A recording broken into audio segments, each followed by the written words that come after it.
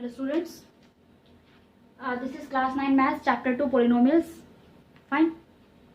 First में हमने किया था how to find out degree, monomial, binomial, trinomial and terms के बेसिस पे आपका हो गया ये। तो फिर अगर आपका 1 डिग्री है तो लीनियर, 2 डिग्री है तो क्वाड्रेटिक, 3 डिग्री है तो क्यूबिक। ठीक है।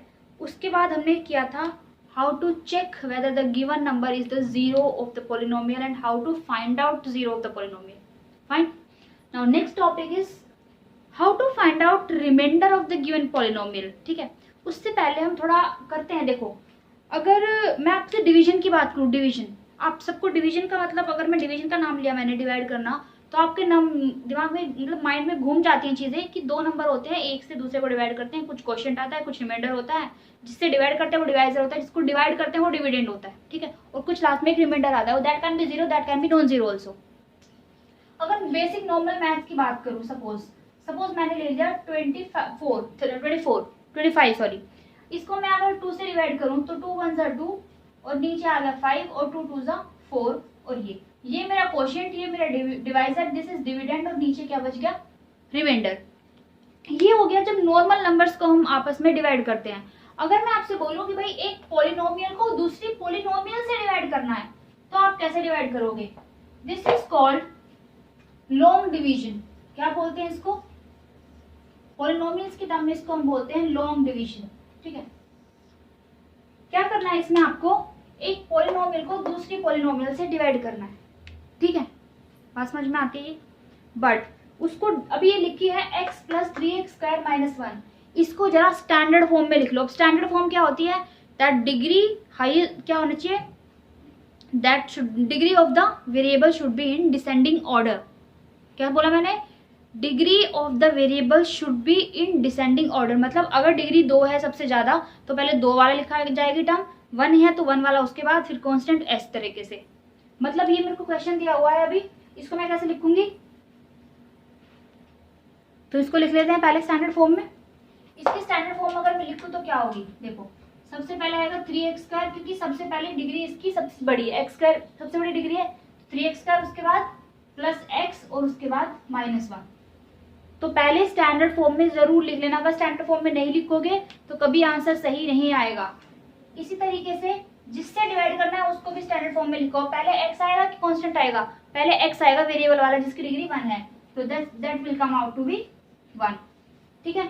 अब डिवाइड करना कैसे, मैं क्यों कर रही हूँ ये सब? मैं इसको ये सब कर रही हूँ ताकि आपको एक और कॉन्सेप्ट समझा सकूं कि वो ऐसे करने की बजाय उसको वैसे उस तरीके से करोगे तो ज्यादा इजी रहेगा और छोटा रहेगा, और वो ही हमारी बुक में हमको दिया है, क्योंकि बहुत बड़ा हो जाता है लॉन्ग डिवीजन करना। क्लियर है बात? अब देखिए कैसे करना है।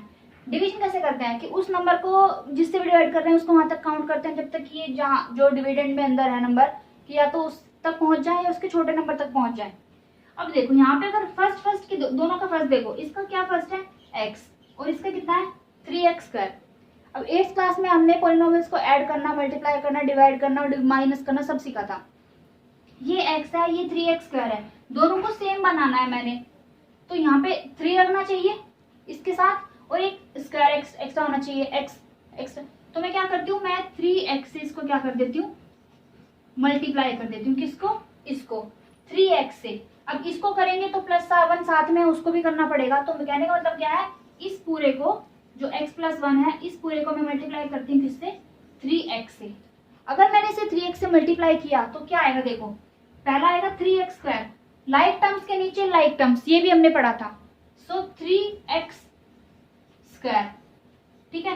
प्लस कितना आएगा? प्लस का 3x, 1 के साथ 3x, तो 3x रहेगा, x के नीचे x, तो लाइक टर्म्स के नीचे लाइक टर्म्स। दूसरा काम हम क्या करते हैं, हम जब डिवीजन करते हैं तो नंबर में से दूसरे वाले को जो नीचे आता है वो उसको माइनस करते हैं। क्लियर है बात? अब माइनस करने के लिए क्या करेंगे? We just change the sign. सीखा था ये भी हमने साइन चेंज करना, कि जो नीचे वाले होते हैं प्लस है तो माइनस, माइनस है तो प्लस, ये दोनों प्लस है तो माइनस में चेंज हो गए। अब देखो, ये प्लस का 3x² है, ये माइनस का 3x² है, so first term will be cancel out. जब हम साइन चेंज करते हैं तो इन साइन को हम भूल जाते हैं, चाहे वो प्लस था चाहे वो माइनस था, जस्ट फॉरगेट दैट। अब ये कितना बचा? This was plus x, this is minus 3x, तो प्लस x माइनस 3x कितना हुआ? माइनस का 2x। नेक्स्ट टर्म हमारा क्या होता है? ऊपर वाले को नीचे ले आना, ये लो ले आई मैं नीचे। क्लियर है? तब तक करते रहेंगे जब तक कि क्या होता है कि डिवाइजर से रिमाइंडर छोटा ना हो जाए। अगर 3 से डिवाइड करते हो तो रिमाइंडर जब तक 1, 0 या 2 ना आ जाए तब तक हम उसको डिवाइड करते रहते हैं। अब देखो ये x है, ये कितना है माइनस का 2x, तो x और माइनस के 2x को इक्वल करने के लिए मैं क्या करूंगी, x को करने के लिए देखो x तो है यहाँ पे, क्या एक्स्ट्रा है माइनस का 2, तो माइनस के 2 से मैं इसको क्या कर देती हूँ मल्टीप्लाई। फिर से सेम चीज को -2 से अगर मैं इसे मल्टीप्लाई किया तो कितना आएगा, ये आएगा माइनस का 2x और -2 और +1 ये हो गया माइनस का 2। अब क्या करेंगे नेक्स्ट टाइम, क्या होता है यहाँ भी लिख लेते हैं इसको माइनस का 2। नेक्स्ट काम क्या होता है साइन चेंज करना, ये लो साइन चेंज हो गए, ये कैंसिल आउट हो गया, -1 प्लस का 2, रिमाइंडर कितना आया 1। ठीक है, तो ये मेरा क्या हो गया, ये मेरा divisor, this was my dividend, this is my quotient, और ये क्या हो गया माय रिमाइंडर। हमारी डिवीजन एल्गोरिथम होती है एक, डिवीजन एल्गोरिथम होती है, क्या होती है डिवीजन एल्गोरिथम, पढ़ रखी होगी आपने, नहीं पढ़ी तो अब देख लो, that my dividend is always equal to my divisor into quotient plus remainder. ठीक है, ये होता है division algorithm, that dividend is always equals to quotient divisor into quotient plus remainder. ठीक है, अब ये मैंने इतनी लंबा चौड़ा क्यों किया है, ठीक है, ये किया है मैंने रिमाइंडर निकालू। देखो जब आपने इतना लंबा चौड़ा प्रोसेस किया तो लास्ट में आपका रिमाइंडर आया 1। ठीक है, अब मैं आपको दिखाऊंगी कि आपको इजीली बिना लॉन्ग डिवीजन किए आप रिमाइंडर डायरेक्टली कैसे फाइंड आउट कर सकते हो। ठीक है, और वो होता है दैट इज, ये मेरा रिमाइंडर कितना आया यहाँ पे 1 आया, तो मुझे इसी को लिख लेती हूँ यहाँ पे 3x² प्लस x माइनस 1 को हमने डिवाइड किया x माइनस 1 x प्लस 1 से, और रिमाइंडर कितना आ रहा है 1 प्लस का 1। ठीक है, अभी इसी को हम देखेंगे, इसी क्वेश्चन को हम देखेंगे कि डायरेक्टली मैं इसको कैसे एकदम से रिमाइंडर निकाल सकती हूँ बिना लॉन्ग डिवीजन किए। ठीक है, उससे पहले एक चीज आती है छोटी सी, that is called my remainder theorem. क्या कहते हैं उसको, रिमाइंडर थ्योरम। रिमाइंडर थ्योरम क्या कहती है,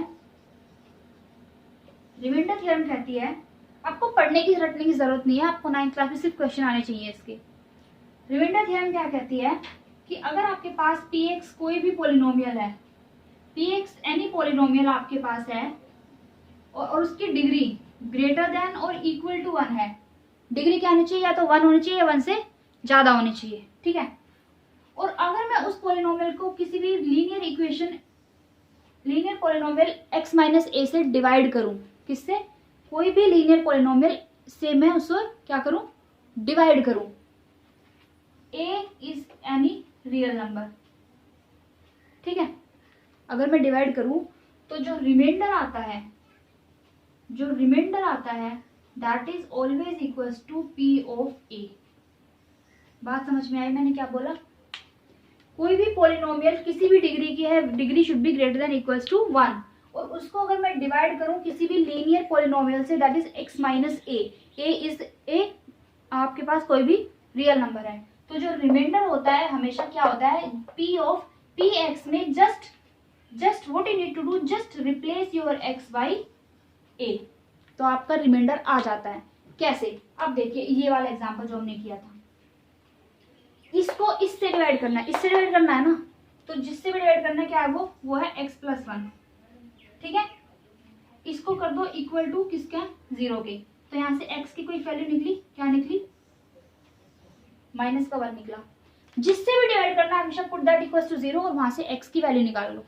निकाली मैंने x की वैल्यू, x इक्वल्स टू -1 होगी, और अब इस -1 को रख दो अपनी इस पॉलिनोमियल में, मतलब p ऑफ x कितना है 3x² प्लस x माइनस 1, तो हमें किस में रखना है p ऑफ -1, तो p ऑफ -1 कितना हो जाएगा 3 ऑफ -1 का square plus of -1 if you calculate this 3 of -1 का स्क्वायर 1 रहेगा, प्लस -1 और ये -1, सो 3 of -2 and the answer is 1, जो हमने अभी निकाला था। यहाँ पे देखो रिमाइंडर 1 आया था और यहाँ पे भी रिमाइंडर कितना आया है, 1 आया है। So answer is correct. तो हमने ये किया था हमने लॉन्ग डिवीजन से, ठीक है। और ये देखो ये मैंने 2 स्टेप में निकाल लिया बाय द रिमाइंडर थ्योरम। इसलिए मैंने आपको समझाया था कि what do mean by long division.